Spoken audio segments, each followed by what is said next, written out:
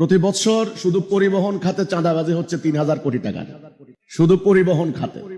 গতকালকের পত্রিকা দেখলাম বাংলাদেশের এখন অন্যতম সংকট চাঁদাবাজি। এমন কোন জায়গা নাই, চাঁদাবাজির অত্যাচারে মানুষ পাগল হয়ে যাচ্ছে।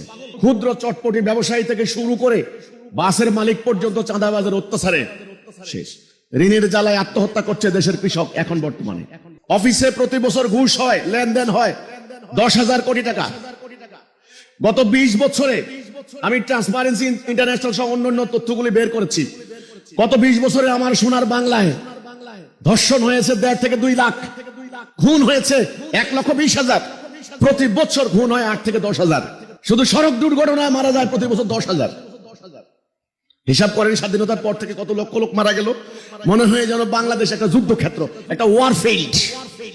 চুরি, ডাকাতি, খুন, রাহাজানি, হত্যা, ধর্ষণ, আতঙ্ক, ভয়, সর্বত্র মানুষ আজকে পাগল হয়ে গিয়েছে।